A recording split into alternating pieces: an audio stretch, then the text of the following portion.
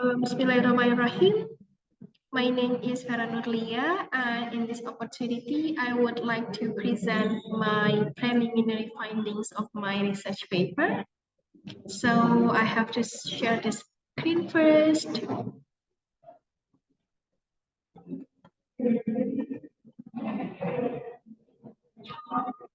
Okay, so my paper is about exploring language attitudes and bilingual acquisition among the university students. So actually, the participants of this study is 70 engineering students of Cendekia Abhidhamma University. And the participants were selected by using convenient sampling technique because the writer, I actually adapted to their availability and their willingness to participate in the study. There are two research questions proposed in this paper. The first one is, what are the engineering students' language attitudes of various languages they have acquired and learned? And the second one is, how do these students, these engineering students, valorize each language? So there are three keywords or concepts that can be found in this paper or this study. The first is language attitude. The second one is bilingualism, and the third one is language valorization. The data in this study was gathered by using two types of instruments. The first one is questionnaire, and the second one is questionnaire items, and the second one is interview questions or interview guidelines. And the questionnaire is actually divided into two types of questionnaires. The first one is questionnaires for language attitudes, which is asking about the students or the participants' beliefs of certain languages. And the second questionnaire is about language attitude feelings, which is given to gather some insight of the participants' feelings towards certain languages.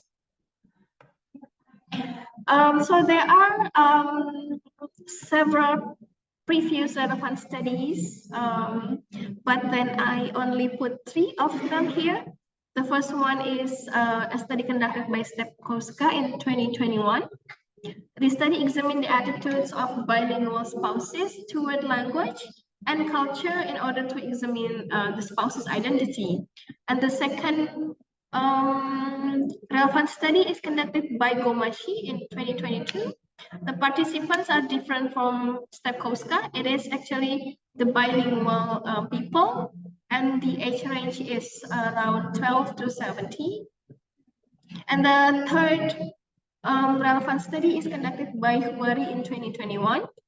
The study sought to determine the degree of linguistic attitude and also the associations between gender, prior language experience, and the location of language acquisition and attitude. So we are coming to the findings, the data analysis and interpretation of my paper. As I have mentioned previously, the data were gathered through questionnaires and interview, and also the participants are 70 engineering students, and they all are given the questionnaires, and they answer all of the items of the questionnaires. And out of the 70 students, I picked 10 of them, and then I interviewed them, the 10 of them. After collecting and analyzing 70 questionnaire answers, I then classified the theme of the data. So here is the brief findings of my research so far. It is about the questionnaire. This is the findings of the questionnaire actually. So as we can see here that about 59.2% of the participants concur that learning Indonesian is very beneficial and important for them. And then half of them actually think that daily use of Indonesian or Bahasa Indonesia will make it easier for them to grasp the language. Also, 50.7% of the students agreed that every time they communicate in English, the students usually exhibit confidence and then they do not back down from making errors such as grammatical ones. Exactly 67.6% of the participants they occasionally speak English with the friends and also their family. In addition to in the English classroom, and 51.5% of the participants are stated that they converse with friends and family frequently in Bahasa Indonesia. Around 36.6% of the participants choose to utilize their heritage languages on a daily or outside of their class and their university. 45.1% of the participants claim that they occasionally use the regional or ancestral language, whilst the 11.3% said that they always use the heritage language, especially when they are with close friends or friends coming from the same hometown and also with the family. So this from the findings that I have got from the questionnaires and also interviews, here I analyzed it more in more detail. As we can see here, the attitudes of the participants toward languages, toward the English, the Bahasa Indonesia language, and also the heritage languages varied based on various factors such as education, cultural influences, upbringing, social perceptions, and also the students' personal experiences.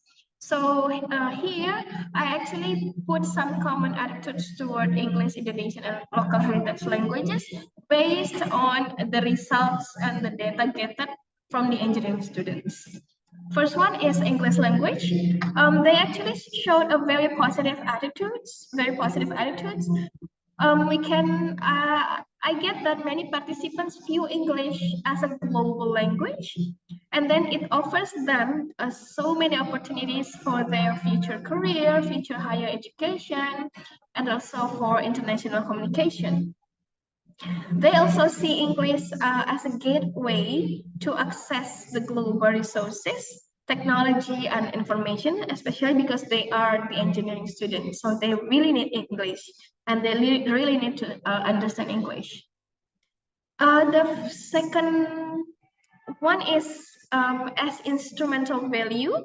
The students view English as a tool for accessing better job, so they can get better prospects in the future, and also they have good academic achievements if they actually understand English. And they stated also that the economic opportunities are definitely bigger, both within Indonesia and internationally.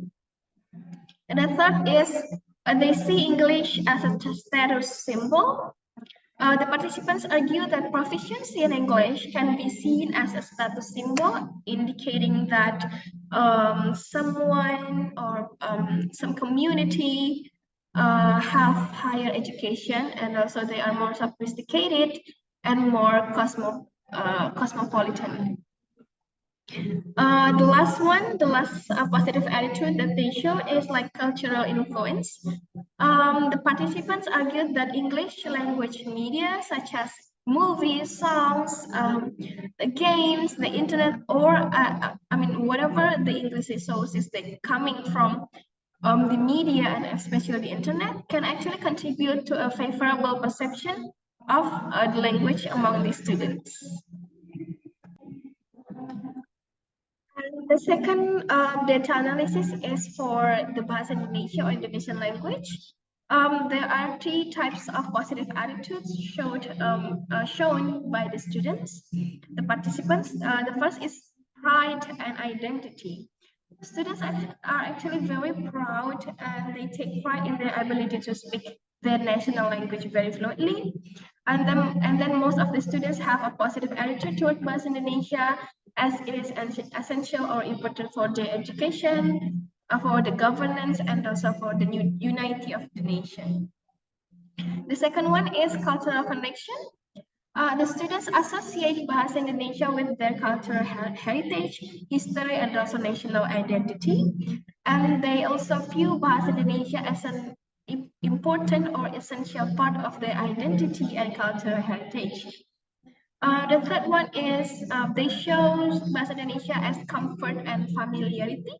For the students, Bahasa Indonesia is the language of everyday life, every day and every family, and in social interactions, they mostly use Bahasa Indonesia. And this particular language, the national language, actually brings more comfort and a sense of belonging for them.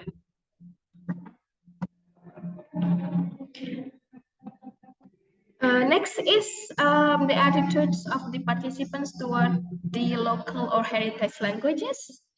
The attitudes toward regional languages differ among the students based on exposure, upbringing, and personal preferences.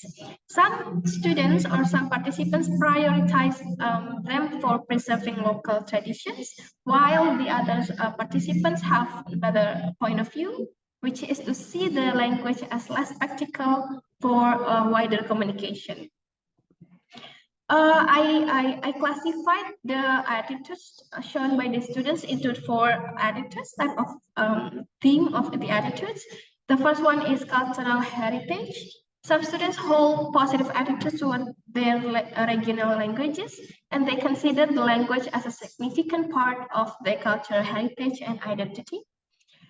And also, students with strong ties to their heritage or regional communities, they value more of their heritage language, and they value this communication within their families and local context by using exactly their heritage language.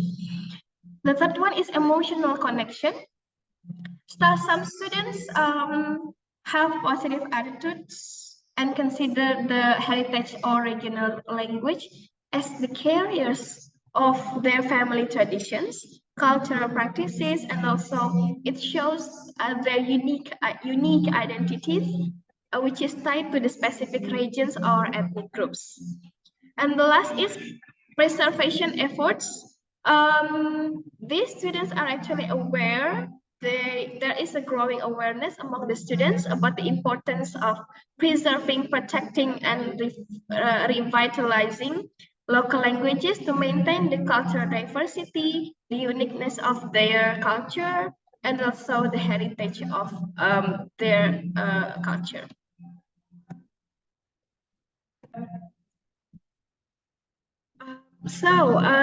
This slide is actually to answer the second research question, which is about how do the students valorize each of the language, English, Indonesian, and their heritage language. Based on the interview, there are some ways that the participants do in order to promote the valorization of the third languages, both inside the college or the campus and also outside the classroom or the university. Inside the colleges, as I have interviewed the 10 of the participants, I found there are three strategies or ways that most of them commonly used. The first one is language club. The student executive board, or we call it as Badan Eksekutif Mahasiswa, in this faculty of engineering, they actually establish a language club named Engineering English Club, which is dedicated to learn English and help each of the students or each other to learn the language. This club organizes events also, and then also they do a lot of discussions about English language and activities to promote the English language learning among themselves.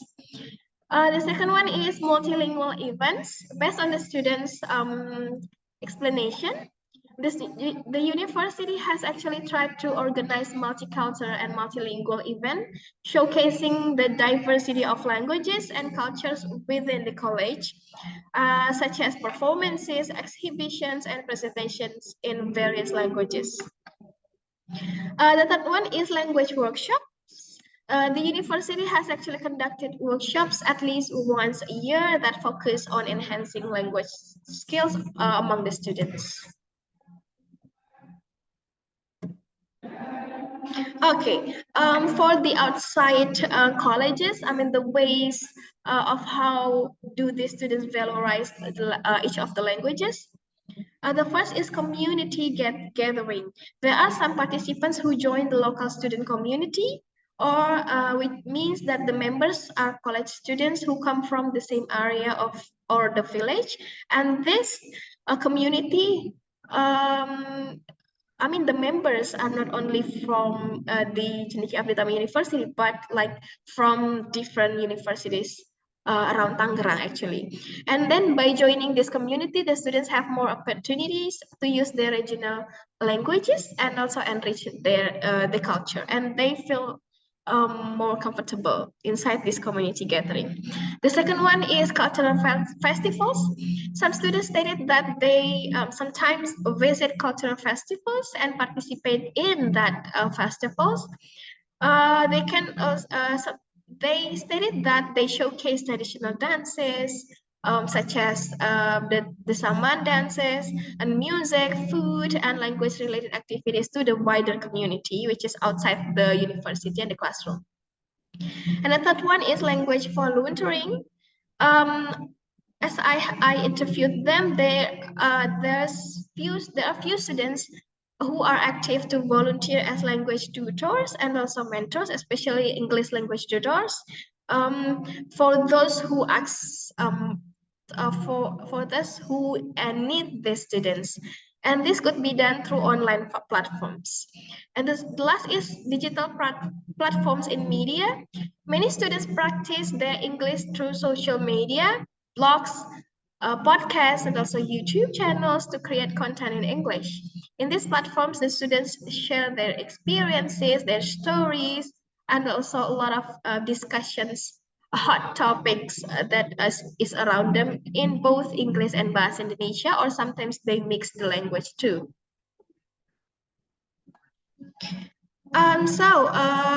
Here we come to the conclusion. Overall, attitudes towards languages among the engineering students are diverse, but they show positive attitudes generally. And then the spectrum of attitudes are influenced by education policies, media, family backgrounds, peer groups, personal experiences, and many more. And also, based on the findings, it can be seen that some students might prioritize one language over others based on the immediate needs and future goals.